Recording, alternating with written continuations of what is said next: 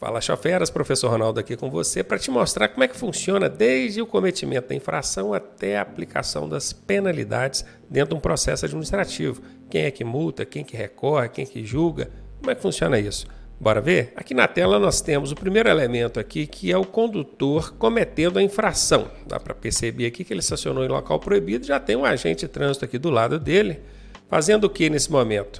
O agente lavra o auto de infração. Esse lavra o auto de infração é ele preencher aquilo que vocês chamam de multa. Na verdade, ele ainda não está fazendo a multa, ele está só relatando o cometimento da infração num auto, um documento, para depois proceder ali com o processo. O que ele vai colocar ali? Ele vai colocar informações do local, data, hora, identificação do veículo, do condutor, se for possível. Por que eu digo se for possível? Porque muitas vezes o condutor nem está no veículo, né? Então deixou o carro estacionado em algum local proibido, não estava lá, o agente chegou, fez a autuação, chamou alguém, levou o carro embora e ele não sabia quem estava dirigindo. Nesse caso, como é que vai saber quem era o condutor, quem é o responsável, para depois atribuir a punição para ele ali, a penalidade? Daqui a pouco a gente chega lá, ok? Então, lavrado o auto de infração, ele vai fazer o quê? Ele vai encaminhar esse auto de infração para a autoridade de trânsito analisar a regularidade e a consistência desse auto de infração de trânsito. Como é que é isso? Analisar regularidade, consistência? O agente, o policial que está lá na via fiscalizando, que lavrou o auto de infração, preencheu ele precisa seguir ali alguns critérios, alguns parâmetros, fazendo tudo certinho, conforme determina a legislação, as normas e o Manual Brasileiro de Fiscalização de Trânsito. Ele não pode simplesmente chegar e fazer de qualquer maneira. Qualquer erro que ele venha a cometer ali pode tornar esse auto de infração inválido. E é isso que a autoridade de trânsito está analisando nesse momento. Analisada a regularidade e a consistência do auto. Se a autoridade encontrar alguma coisa de irregular ou de inconsistente, vai acontecer isso aqui, vai arquivar o auto de infração e o processo vai ser extinto ali. Se não, se tiver tudo certinho, regular, em 30 dias no máximo, isso a contar da data da lavratura do auto aqui, tá? Desde quando começou. Em 30 dias no máximo, a autoridade de trânsito tem que notificar o condutor sobre esse auto de infração. O que é notificar? Avisar. E aqui é onde entra um ponto que o pessoal tem muita dúvida. Poxa, mas não chegou lá para mim a notificação em 30 dias, então eu não posso ser punido? Espera aí, a autoridade de trânsito não tem que fazer a notificação chegar a você. A autoridade de trânsito tem que expedir a notificação.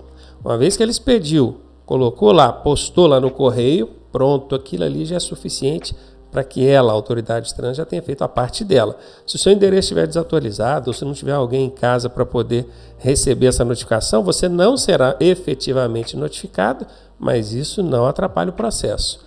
Se porventura a autoridade cochilar e deixar para notificar depois dos 30 dias, aí você pode pedir a extinção do processo, porque a notificação precisa ser feita dentro de 30 dias. Isso aqui ainda não é a multa, tá, gente?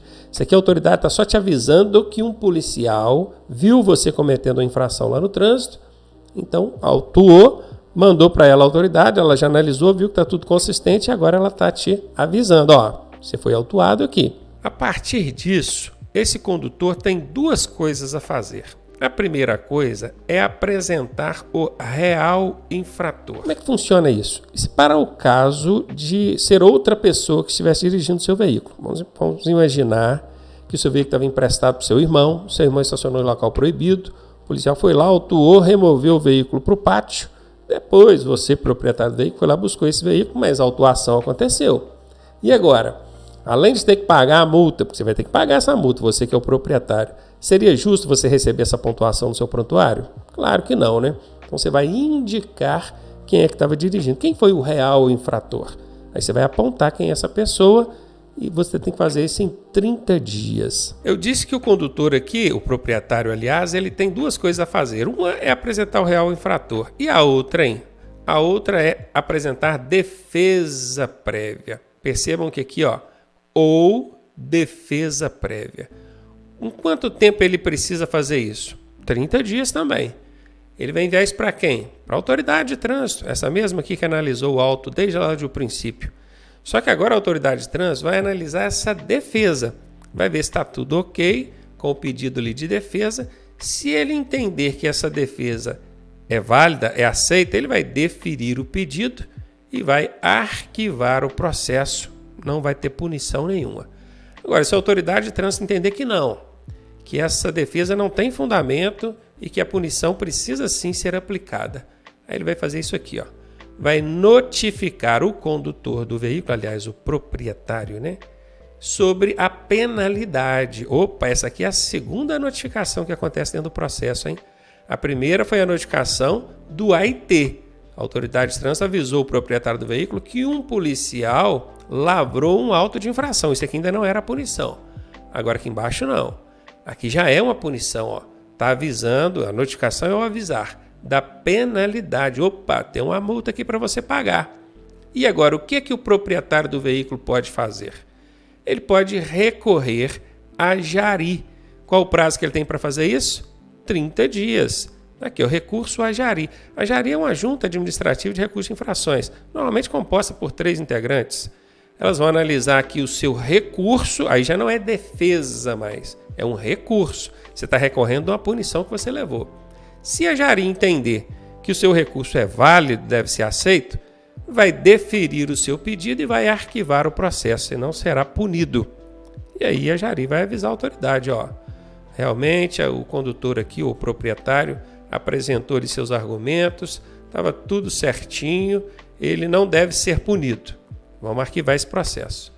Ou então, se a jari indeferir o seu pedido, ela vai fazer o quê? Ela vai manter aqui a aplicação da penalidade. E aí?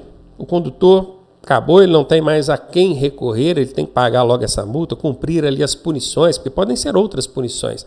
Aqui no caso, nessa fase de penalidade, se a infração for leve ou média e o condutor não tiver outras infrações no seu prontuário nos últimos 12 meses, nem será uma multa aplicada, será uma advertência por escrito.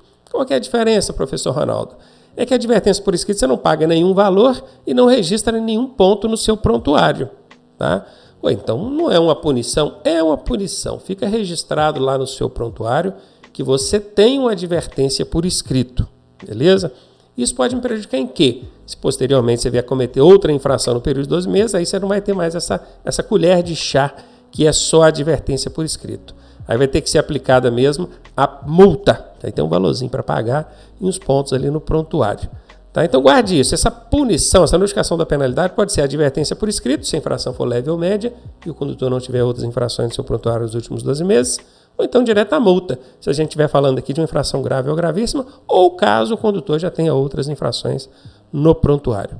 Contudo, se ele foi punido aqui, recorreu à jari e a jari não aceitou a defesa dele, o recurso dele, ele ainda tem mais uma pontinha lá para ele recorrer. Vamos ver como é que funciona? Então, voltado aqui para ele a punição, ele vai recorrer em 30 dias ao CETRAN. O que significa CETRAN? Conselho Estadual de Trânsito. E aqui ainda diz que ele pode recorrer ao CETRAN ou uma junta especial da jari. Como assim? Por que recorrer ao CETRAN ou uma junta especial da jari? Porque se a autuação que ele cometeu for de competência do município, de órgão municipal ou estadual, quem vai julgar esse recurso em segunda instância, porque ele já recorreu uma vez à jari, não é? E a jari não aceitou o recurso dele. Ele está recorrendo em segunda instância agora. Quem vai julgar vai ser o CETRAN, o Conselho Estadual de Trânsito. Eu estou dizendo de infrações de competência do município ou do estado. Agora imagine que foi a PRF, que é um órgão federal. Não vai ser o CETRAN que vai julgar. Aí tem que ser uma junta especial da jari. Eles pegam ali presidentes de juntas, compõem uma junta especial e vai julgar aí numa segunda instância esse recurso seu. E aí procede da seguinte maneira. Esse recurso em segunda instância, se for indeferido, aí não tem mais para onde correr, você vai ter que cumprir a punição. Se é apenas uma multa para pagar, você vai pagar essa multa.